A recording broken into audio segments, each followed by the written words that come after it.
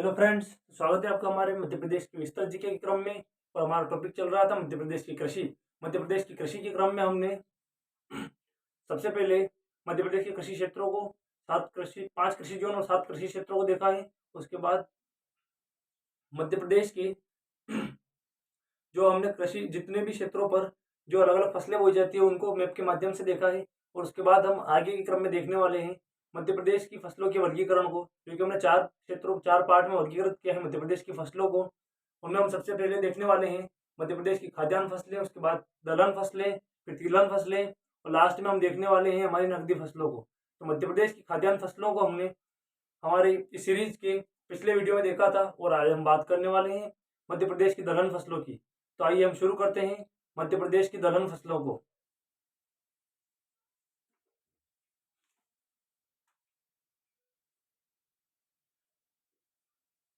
मेरा मत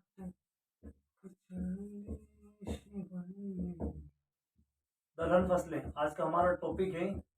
मध्य प्रदेश की दलहन फसलें।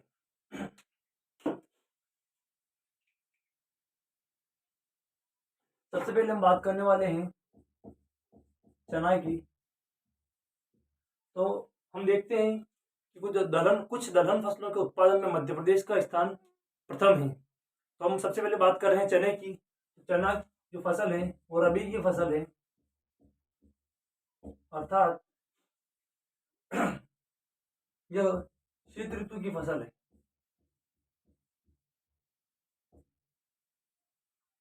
यह शीत ऋतु की फसल है।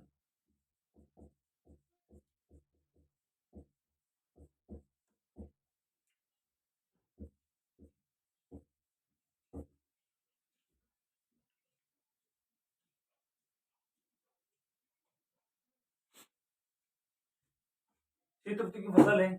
उसके बाद समय समय अगर देखते हैं हम इसका, तो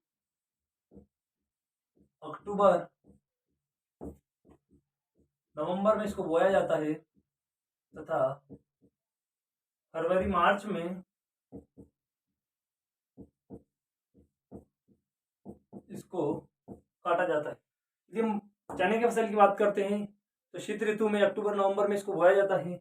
तो हम देखते हैं फरवरी मार्च के समय में इसको खेत से बाहर निकाला जाता है या इसका उत्पादन किया जाता है इसको। उसके बाद प्रमुख उत्पादक क्षेत्र की बात करते हैं हम चने के उत्पादन में, तो मान लीजिए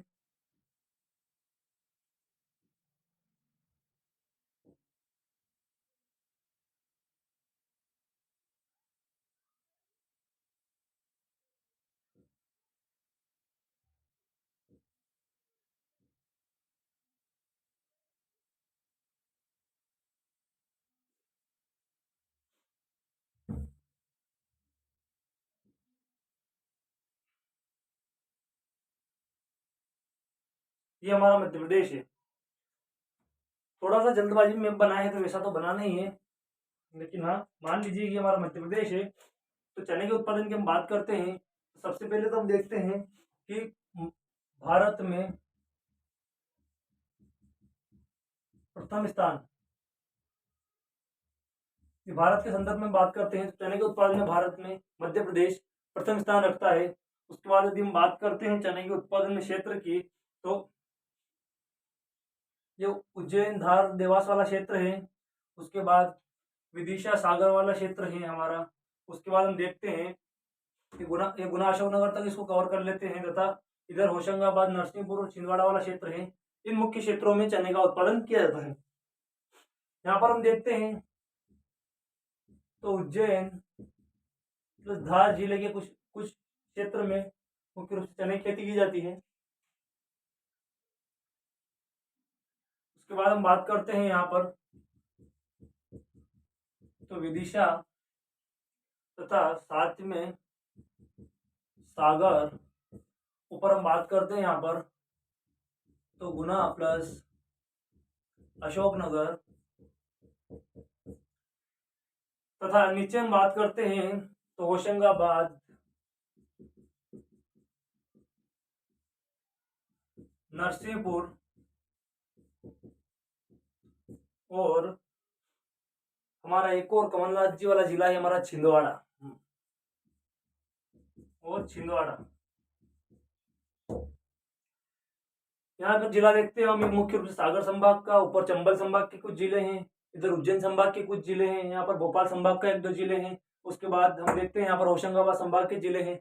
इस प्रकार से 4 से 5 संभागों के लगभग 8 से 10 जिले हैं जो कि मध्य प्रदेश में चने के उत्पादन में महत्वपूर्ण योगदान देते हैं। यदि हम मध्य प्रदेश में स्वयं की खाद्य आपूर्ति के रूप में देखते हैं तो लगभग हर जिला अपने दालों का उत्पादन करता है, लेकिन मुख्य रूप से यदि हम निर्यात के रूप में देखते हैं तो मध्य प्रदेश के लिए कुछ जिले हैं प्रमुख, ये चने के उत्पादन में अपना महत्वपूर्ण योगदान देते हैं।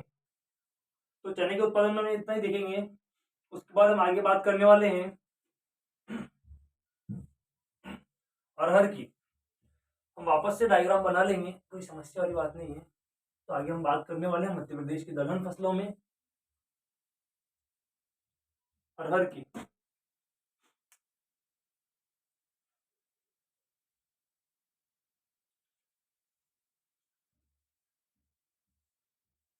अगली हमारी दलहन फसल में है अरहर। इसकी बात करें हम तो ये खरीफ की फसल है। उसके बाद इसके उत्पादन का समय देखते हैं हम खरीफ की फसल, तो जून जुलाई में इसको बोया जाता है। सितंबर अक्टूबर में इसको खेत से बाहर निकाला जाता है, इसका उत्पादन होता है, इसको काटा जाता है। जून जुलाई में बोया जाता है, काटने का समय है सितंबर अक्टूबर, या खेत से बाहर निकालने का इसके उत्पादन का समय है। खरीफ की फसल है। तो अरहर के उत्पादन में मध्य प्रदेश का तीसरा स्थान है। यदि एमपी के स्थान की बात करते हैं हम तो तीसरा है। यदि पहले स्थान की बात करते हैं हम तो महाराष्ट्र अरहर के उत्पादन में पहला स्थान रखता है। दूसरे पर हम देखते हैं कर्नाटक को, और तीसरे स्थान के रूप में हम देखते हैं कि मध्य प्रदेश का अरहर के उत्पादन में स्थान है। ठीक है, यदि फर्स्ट की बात करते हैं तो महाराष्ट्र है। सेकंड की हम बात करते हैं तो कर्नाटक है, और तीसरे स्थान पर हम देखते हैं कि मध्य प्रदेश अरहर का उत्पादन करता है। उसके बाद हम आगे देखते हैं उत्पादक क्षेत्र अरहर का मध्य प्रदेश में।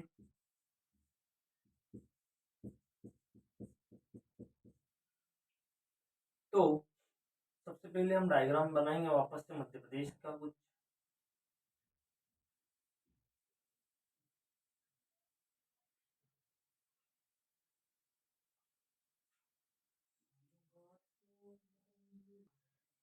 हम बात करते हैं उत्पादक क्षेत्र की, तो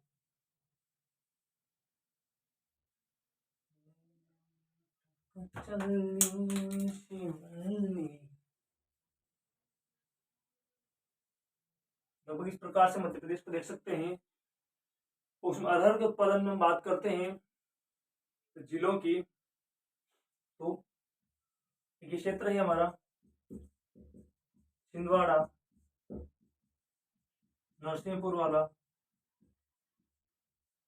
उसके बाद हम बात करते हैं छिंदवाड़ा नरसिंह के बाद ये हमारा भिंड, मुरैना और ग्वालियर वाला क्षेत्र है। यहाँ कह सकते हैं संपूर्ण चंबल संभाग में सर्वाधिक मात्रा में अरहर का उत्पादन किया जाता है। तो 2 जिले अगर हम यहाँ मुख्य रूप से देखते हैं तो सीधी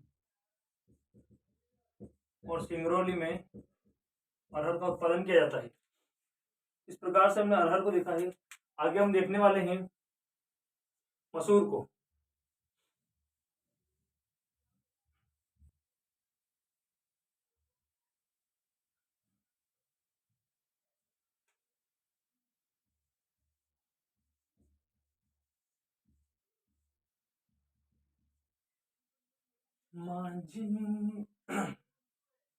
मसूर की बात करते हैं हम, ये रबी की फसल है। समय इसका वही है जो मैंने आपको पहले बताया है। रबी का समय मतलब शीत ऋतु की फसल है, वही अक्टूबर नवंबर को बोया जाता है।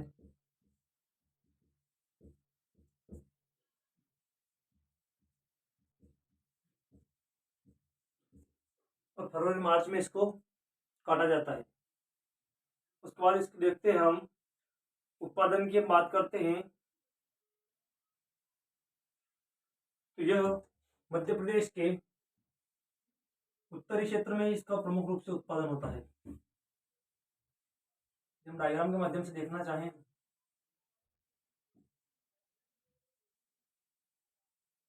तो यही क्षेत्र चंबल संभाग, जिसमें भिंड, मुरैना, ग्वालियर का क्षेत्र देखते हैं हम।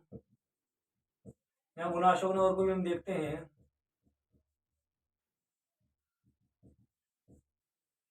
भिंड, मुरैना, ग्वालियर, शिवपुरी, साथ ही गुना अशोकनगर, इस प्रकार यहाँ हम देखते हैं सीधी सिंगरौली के क्षेत्र में, प्लस यहाँ हम देखेंगे रीवा और सतना का क्षेत्र हमारा। यदि मसूर के उत्पादन की बात करते हैं मध्य प्रदेश में, तो मसूर का सर्वाधिक उत्पादन करने वाला जिले की हम बात करेंगे तो है रीवा जिला। रीवा जिले में मसूर का सर्वाधिक उत्पादन होता है।